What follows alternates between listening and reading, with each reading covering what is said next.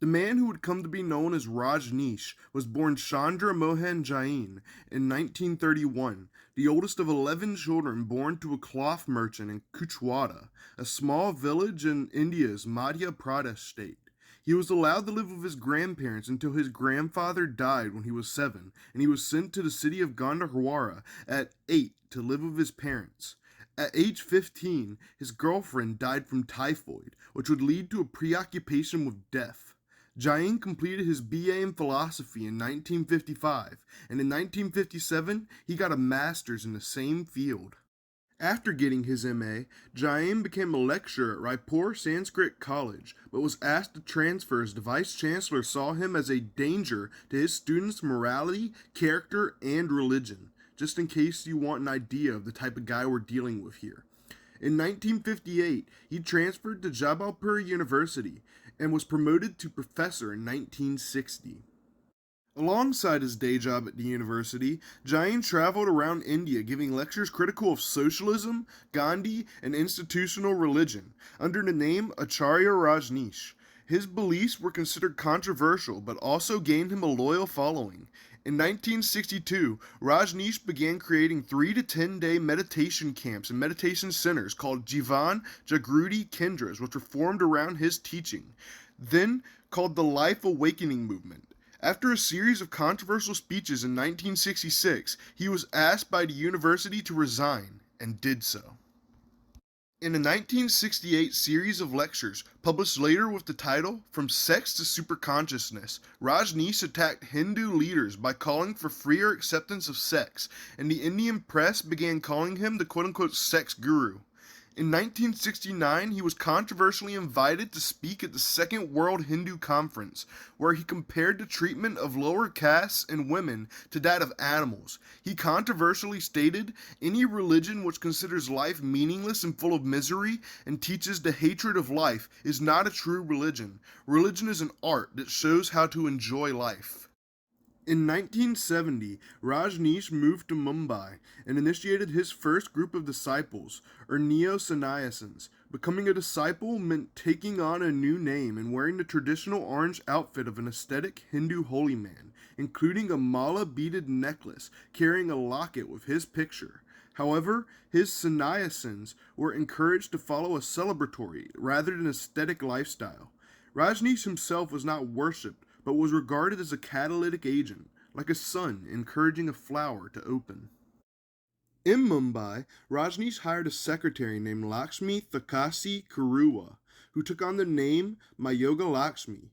Rajneesh himself had officially changed his name to Bhagwan Sri Rajneesh. Bhagwan means blessed one, and Sri means sir. In 1974, he moved to Pune in the state of Maharashtra. His property today became the center of an ashram, or monastery of sorts. He regularly broadcasted audio and later video recordings to reach worldwide audiences, and the Pune ashram was an exciting place to be, with an emotionally charged atmosphere. By 1981, Rajneesh's ashram hosted 30,000 visitors a year.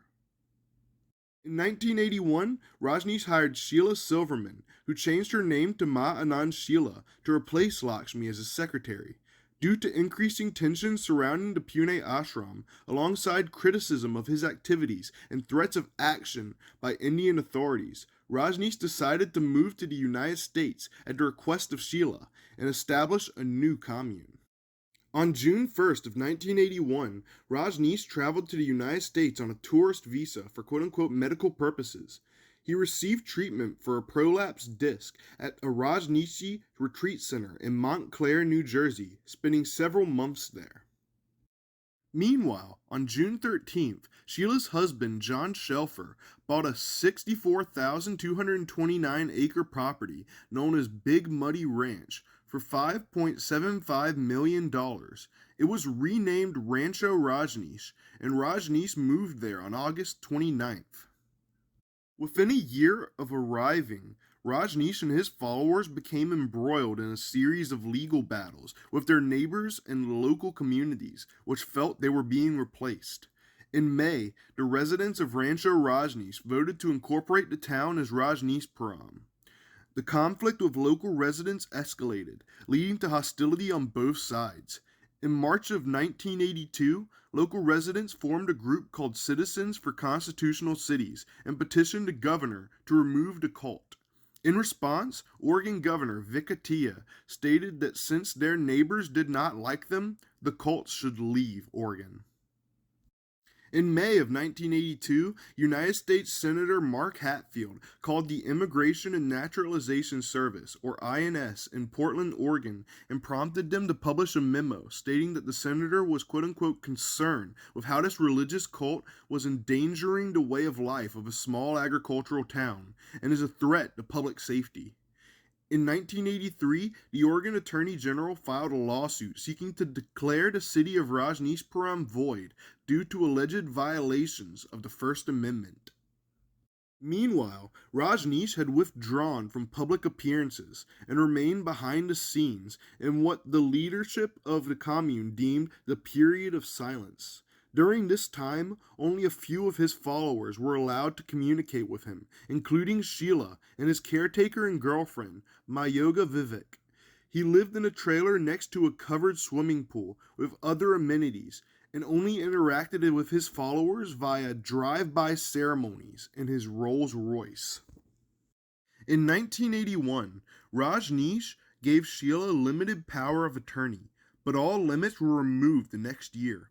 By 1983, Sheila announced that he would speak through only her, causing doubts among the Rajneeshis over whether or not Sheila was properly representing Rajneesh. During this time, many left Rajneeshpuram due to increased autocratic leadership. Rajneesh had predicted the apocalypse as early as 1964, but by the early 1980s, the apocalyptic predictions would be emphasized. In March of 1984, Sheila announced that Rajneesh had predicted the death of 2/3 of humanity from AIDS. By early 1984, tensions between Rajneesh and Sheila peaked. This would spark him to end his silence on October 30th, announcing it was time to speak his own truths. He called Sheila's organizational structure a fascist regime and called for changes. On September 16, 1985, a few days after Sheila fled for Europe, Rajneesh held a press conference, labeling her and her followers a gang of fascists and accusing them of multiple crimes, including bioterrorism and assassination attempts. Having already gained control of the small town of Antelope, Oregon, the Rajneeshis sought the election of multiple seats on the Wasco County Circuit Court that were up for election in November of 1984. However, fears that they would not gain enough votes prompted Sheila and the Rajneeshi leadership to take drastic action. The plan was to incapacitate voters through dispersal of salmonella, which was first given to 2 county officials in water glasses, then was dispersed in salad bars throughout the county. 751 people contracted salmonella as a result of the attack, and 45 were hospitalized, but none died. Alongside this, Sheila had conspired to have the U.S. Attorney for the state of Oregon, Charles Turner, assassinated in May of 1985. Turner had been investigating illegal activities at Rajneeshpuram, and Sheila wished to have him silenced. The conspirators went so far as to find Turner's home address and follow him, but Sheila decided not to carry out the murder. The subsequent investigation carried out after Rajneesh's press conference confirmed these accusations and pressed charges on Sheila and her lieutenants. On September 30th, Rajneesh denied he was a religious teacher. His disciples burned 5,000 copies of his books of Rajneeshism, along with Sheila's robes. The Salmonella attack is considered the first and single largest bioterror attack in U.S. history. The Rajneeshis were discovered to have been running a massive and extensive wiretapping network. Charges were brought against several Rajneeshi leaders, including Rajneesh himself, who was deported to India and died in 1990, having changed his name to Osho. Sheila, however, was never caught and has never faced ramifications for her actions. There were points in my research where I caught myself starting to like this guy, and I have to remind myself, and I feel like I have to remind you, that is the point. That is what cults do. They draw you in with a charismatic leader with good intentions and a level of mystery. But behind all that, there may very well be, and is usually is, some dark stuff going on in the background.